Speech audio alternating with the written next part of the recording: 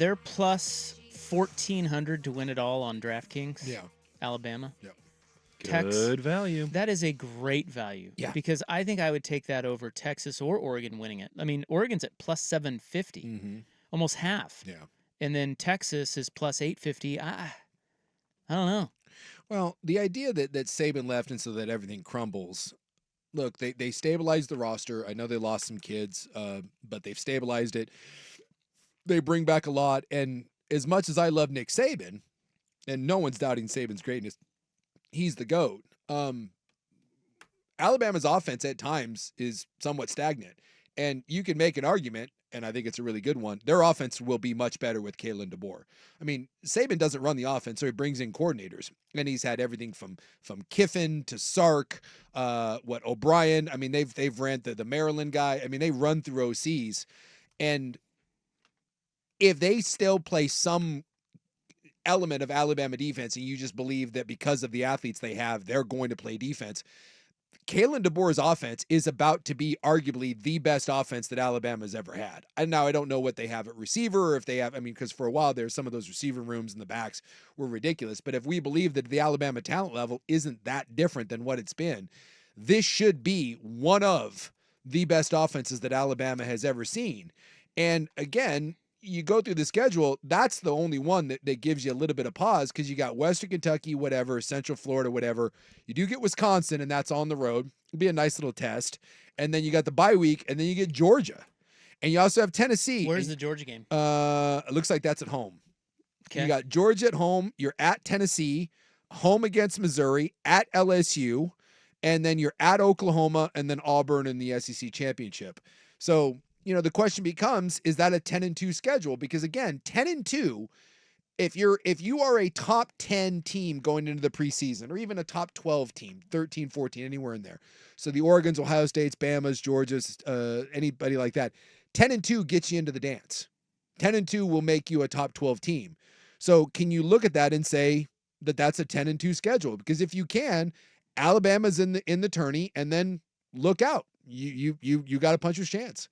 So if you're sleeping on Alabama and Kalen DeBoer, you're fooling yourself. That's some value. I agree with Buck there. Yeah. Plus 1,400. The other one to win the SEC, they're plus 750.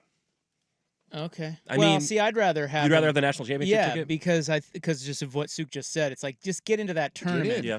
And as opposed to winning the league, you got to win that Georgia game. I was just stunned to see Texas at plus 300 and Alabama basically double that at plus 750. You know, this is going to be a weird statement, and I get it. It's going to take some mental gymnastics.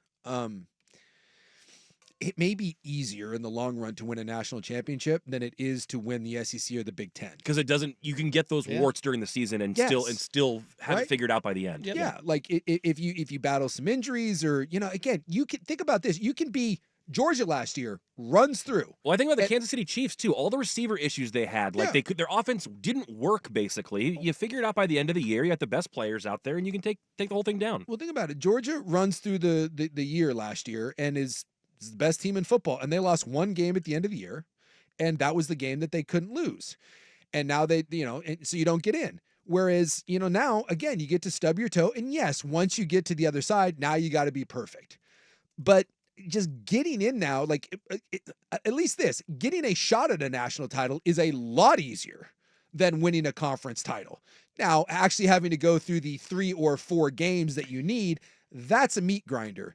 But I think there's going to be an element now in college football, because it didn't used to be this way. Obviously, because the regular season meant so much, because there wasn't any room to stumble. You lose one game, and that may eliminate you depending on what everyone else does. Whereas in the NFL or anywhere else, what do they say? Just get in. Once you're in, we'll worry about everything else. And now in college football, there's going to be an element of that. Yes, the bye week is awesome because winning 3 games is a lot easier than winning 4. And getting a game at home, certainly. But there will be teams at the end that say, dude, it doesn't really matter. Just let's get healthy. Let's be playing well at the end of the year and get me into the dance, and I'll rely on my guys. First of all, you did say Alabama and Georgia are playing, right? Yes. In Tuscaloosa? On their schedule, it says it does not say at Georgia, so I would assume that means that it's in Alabama. Yeah. Well, it says versus. Yeah. Yeah, Just that's as that's a versus home Georgia. game. Yeah. So Alabama and Georgia have met several times in the SEC title game, but when's the last time they actually met in the regular season? Feels like It's been a long feels like ass it's been a time. while. That's ridiculous. Yes. Um, Well, and they're on the opposite sides, and it's and it's kind of the way. wait, they're still doing divisions over there? No, I'm just saying in the past they've been on opposite sides, so that's Yeah. why they don't play each other a lot in the regular season. Yeah, but they have cross meetings, don't they? Yeah, but again, that's not That's all gone now. that's but all gone. I just mean, But because they weren't in the same side, they weren't guaranteed to play them every year. No, I know. 2020 was the last time they played in the In the regular, season. they played in the COVID season. Yeah, it looks Yeah. like. Yeah, you're right. Yeah. 41-24, Bama. Yep. Beat number 3 Georgia. Oh, quick correction. Ryan Day, Ohio State. They did not lose to Joe Burrow in LSU. I was a year off. That I was thinking that that Ohio State team lost to LSU in the championship. Mhm. That was Clemson that LSU beat in the championship. So Clemson beat Ohio State, and then Clemson got rocked because that Yes. Burrow team. Yeah, they ran Yes. roughshod over Clemson. They blew them And out. Oklahoma. Yeah, they ran But the roughshod next- over everybody. But the next year, the Ryan Day team that played in the championship lost to Alabama. Okay. I was thinking they lost to LSU in the championship, but it was the next year they lost to Bama. And that was Mac Jones. Oh, Mac Jones over Justin Fields. where is old Mac Jones now? Did he See, go? I think he's in. Isn't he Lawrence's backup in Jacksonville? That sounds right. I haven't seen Jacksonville play this preseason, but I believe he's Yes, there. he is in Jacksonville. There you go. Big Is he a good old- backup? Sure. Is that a good backup? Well, it's tough to say. He is just the definition of. He had the one good year, and then everything kind of fell apart. And I don't know if to blame that on Mac Jones or if I blame it on New England. There were a lot of reports that he was kind of Bitch. kind of a surly dude to work with. Other quarterbacks didn't like watching film with him. He didn't get along with a lot of people in the Patriots facility. So interesting to see What how a this plays out. goober. Well, now you get to go sit, and at some point he'll get a chance to resurrect his career. He'll sit behind Lawrence. Lawrence will get hurt, and he'll have like a 4 or 5 game stretch there. And can you prove that you belong? And when you do that, you can end up like a Gardner Minshew or Ryan Fitzpatrick and Matt Schaub. I mean, there's some guys that take it and run with it.